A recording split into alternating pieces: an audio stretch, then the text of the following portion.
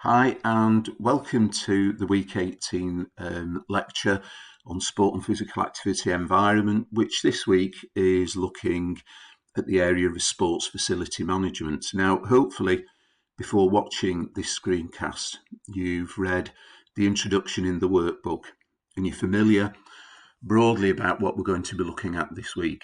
And you're also aware of the method that we're going to use. There are going to be a series of shorter screencasts. There are going to be 3 screencasts overall this week. And interspersed between those, and at the end of some of the screencasts, you'll be asked to undertake a short, reflective learning activity, which will help you just reinforce and practice some of the concepts and ideas that we've discussed in each of the screencasts. So the first thing that I want to talk to you about is defining and categorizing sports facilities. And the reason I want to do this is because it will help you understand the range of sports facilities that are out there. And this might go beyond the facilities that you usually use, whether as a spectator or a participant. It also helps introduce you to some basic concepts from the sport industry and from the field of sport management and sport development and physical activity to help you understand the way that we can categorise and define sports facilities. And why do we need this categorisation? Well, if we've got a categorisation, it helps us measure what is available in a local area against some preset standards. And this can be important because it can help us understand what facilities might be required in order to meet local needs and demands for sport and physical activity. And if we can understand what might be required, then we might be able to measure what is available locally against a hierarchy and identify where we might need to plug the gaps in what's available. And this is an important way of maximising the potential for sport and physical activity, whether this is around participation and the health and social benefits that are derived from this, or whether it's about elite sport development or professional sport or economic impact from hosting events. So, first of all, let's think about how we can categorise facilities. So here we've got a picture of an indoor facility. It's not great resolution, but this is Ponds Forge 50-metre indoor pool. So this is a formal built facility. Okay, it's an indoor facility and it is formal. It is built for a specific purpose of swimming and aquatic activities. Okay, so this is a fairly broad category because obviously within this we've got small indoor sports facilities and we've got very big indoor sports facilities. And Ponds Forge International Sports Centre, to give it its full name, is very much at the large end of formal built sports facilities. It's one of the biggest sports centres in the UK and probably in Europe.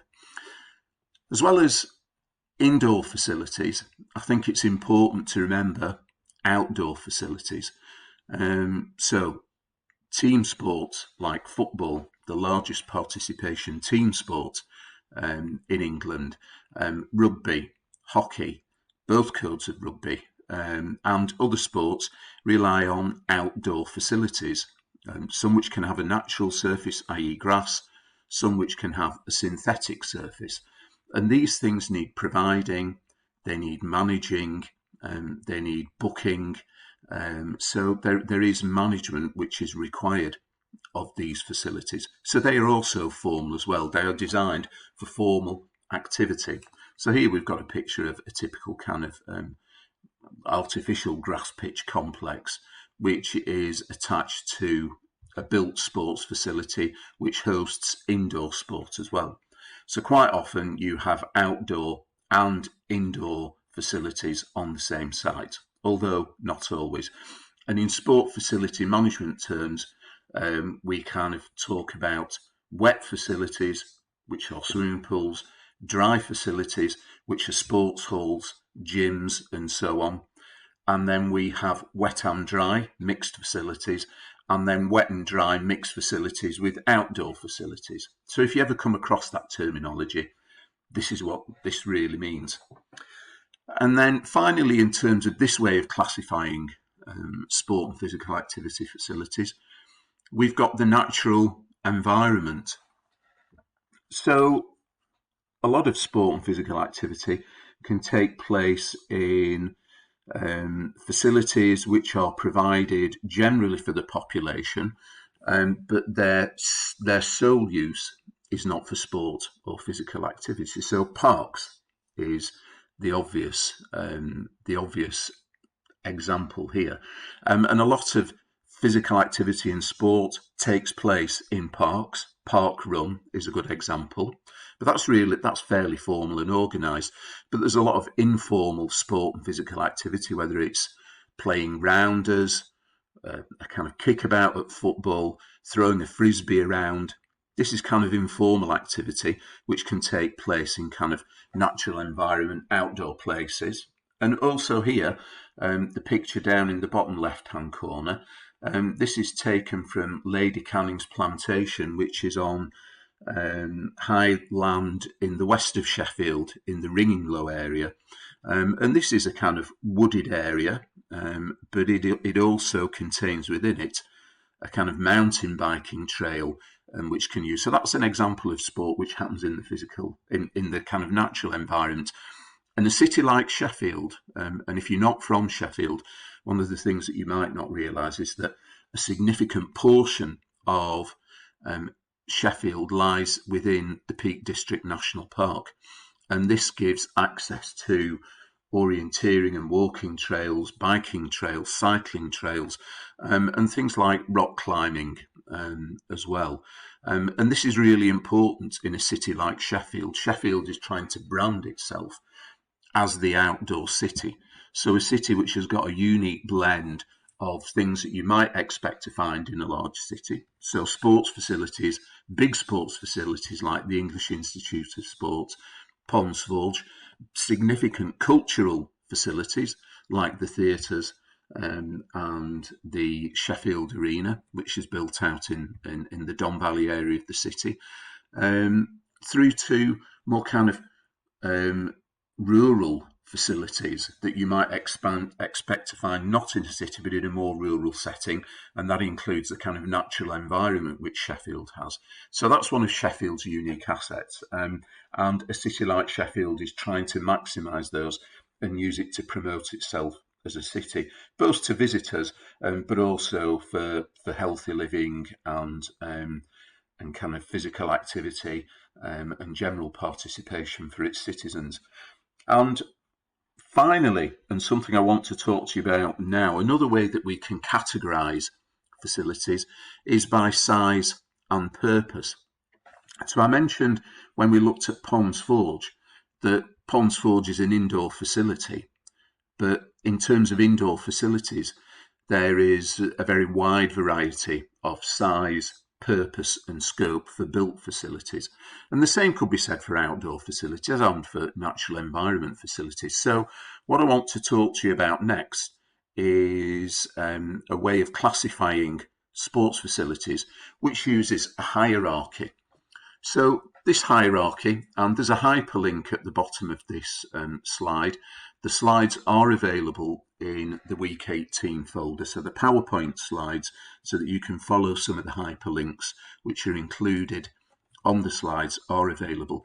But this is taken from a publication by the Department for Communities and Local Government, which was a central government department, and it provides guidance on trying to plan sports facilities, and it uses a hierarchy to do this. So we can see that the hierarchy is set out in a pyramid, and the pyramid has different levels. This hierarchy has 3 levels. We don't have to have 3 levels. We can look at more levels if we need to. Okay, and there is a learning activity for you to do in a few minutes, which uses more levels.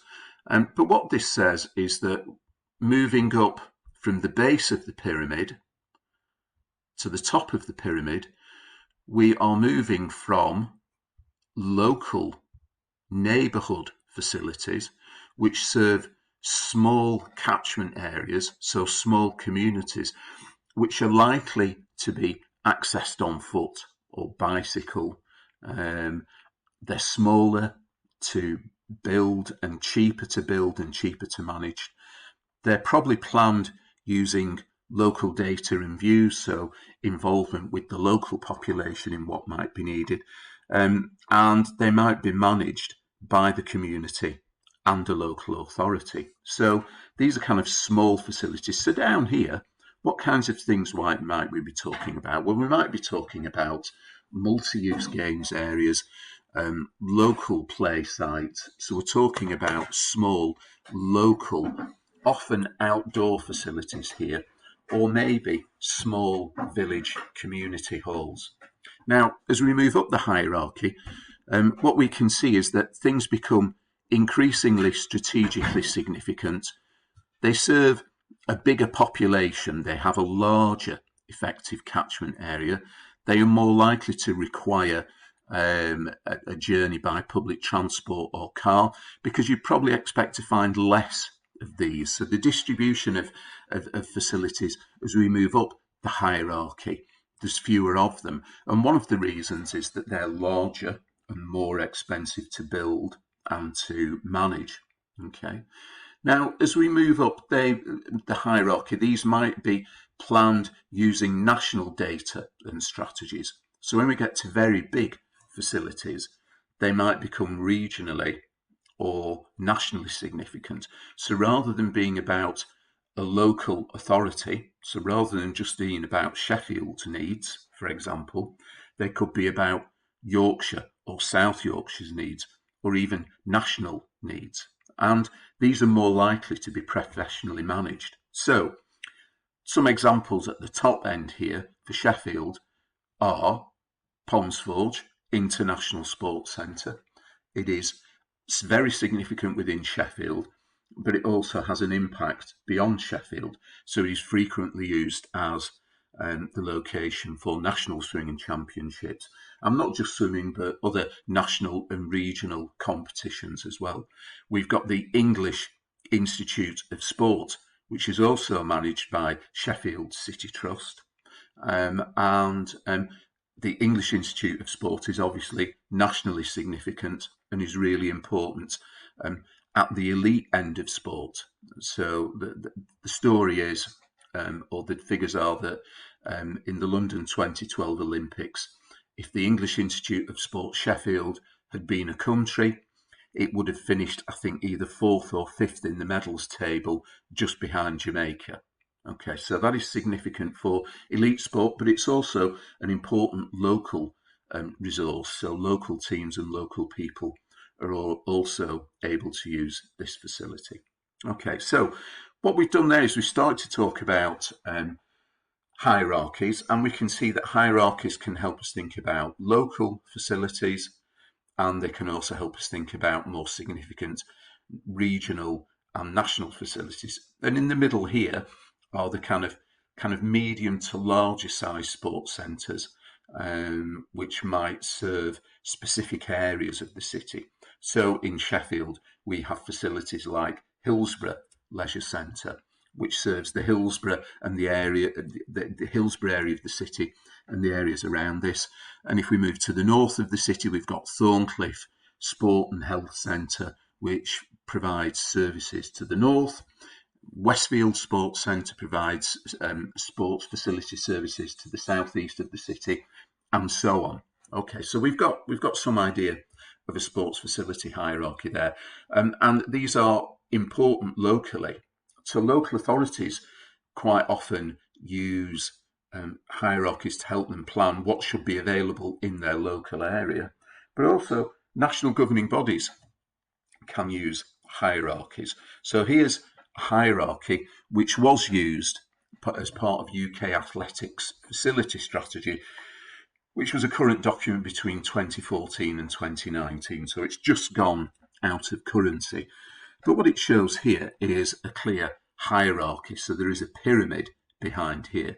And interestingly as well, it's got some kind of, links to something that you might recognise as kind of either a performance pathway or a sport development continuum. But there's a link between facility provision or venue level, right here, and the level of the participant. So there are clear links here between the kind of sport development continuum and the hierarchy or a facility continuum, if you like. So we need facilities at each level of the continuum in order to facilitate the successful development of sport and physical activity in this country. And also you can see that this facilitates and links to different competition level permits and track certification levels, which aren't really important maybe for sport and physical activity at the local level. But if we're talking about elite level participation and major sport events, then obviously this is important. So that's all I really want to say about classification of sports facilities. But what I'm going to leave you with is a short task for you to think about, which will help you reflect on what we've talked on in this short screencast. And here there is a simple hierarchy. So here we've split the hierarchy into neighbourhood, so very, very local. So, a 5 to a 10-minute walk away from where you might live. Local, I would say, available within your town or your city, and maybe a 20 to 30-minute walk away or a short drive away.